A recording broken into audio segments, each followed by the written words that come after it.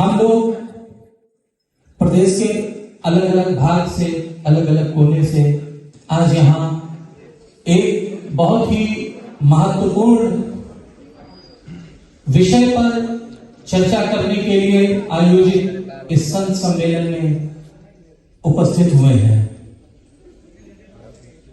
वर्तमान स्थिति सनातन के दृष्टिकोण से बहुत ही भयावह होती चली जा रही है और यदि सोचा जाए तो हम लोग जीवन की आखिरी लड़ाई लड़ रहे हैं। जिस पीढ़ी में हम लोग जी रहे हैं, इस पीढ़ी में यदि हम संघर्ष करने की स्थिति में नहीं आते हैं तो जो डायनासोर के साथ हुआ, प्रकृति के साथ संघर्ष करते हुए, वही स्थिति सनातन की आएगी। बड़े दुर्भाग्य का विषय है। हम तो इस पे काम कर रहे हैं, पूरे देश में जाते हैं, अलग अलग जगहों पे जाते हैं, तमाम लोगों से बात करते हैं। तमाम सारे बुद्धिजीवी हमारे बीच के ऐसे हैं जो कहते हैं कि सनातन को कोई खतरा नहीं है, जो कहते हैं कि हिंदुत्व पूरी तरह सुरक्षित है। हमारी सबसे बड़ी लड़ाई उन्हीं लोगों के साथ है, उन महापुरुषों, उन बुद्धिजीवियों के साथ है जो आंकड़ों को छोड़ के केवल अफवाहों में भरोसा रखते हैं।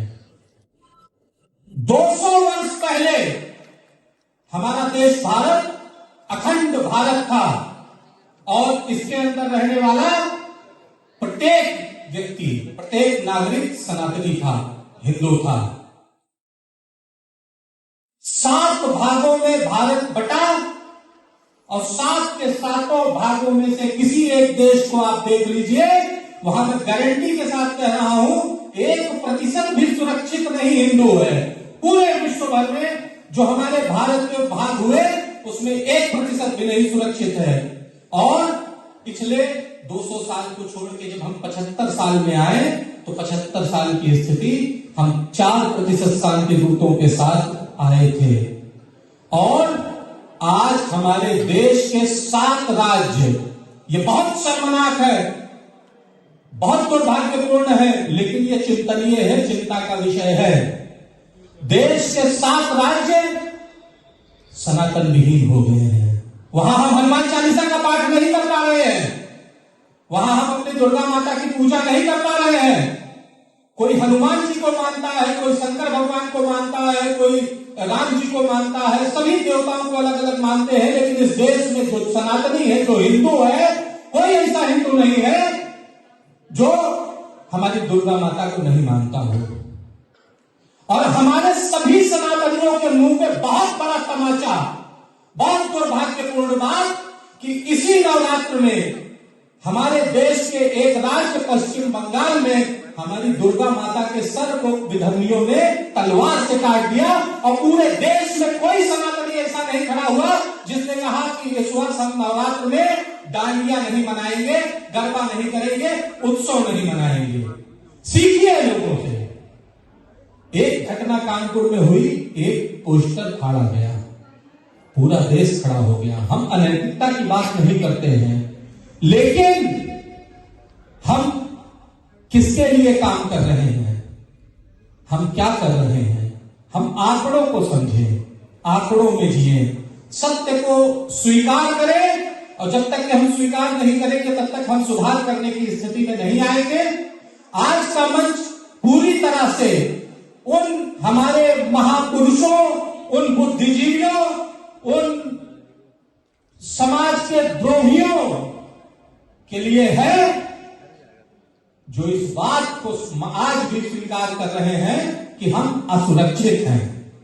हमारी लड़ाई, हम मुट्ठी भर रहेंगे, हम अकेले रहेंगे, हम 10 रहेंगे, हम तब तक लड़ते रहेंगे जब तक के अपने सारे सूत्रों को एक साथ जोड़ के एक बहुत बड़ी माला नहीं बना लेते हैं।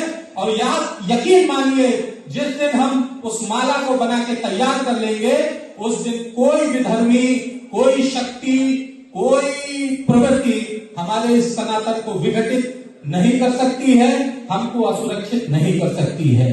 राष्ट्रीय हिंदू रक्षा परिषद अपने चेतना केंद्रों के माध्यम से, अपने कार्यकर्ताओं पदाधिकारियों के माध्यम से एक एक आंगन में बैठ के पंथी मार के और इस संकल्प को परिपूर्ण होने तक संघर्ष करने के लिए संकल्पबद्ध है।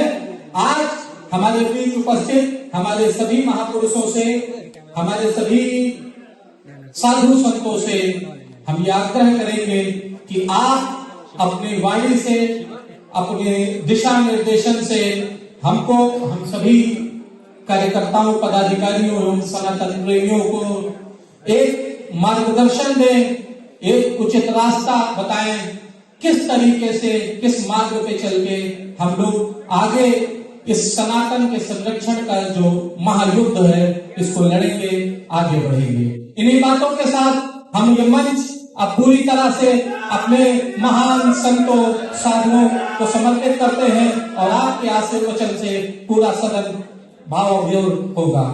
बहुत बहुत धन्यवाद। जय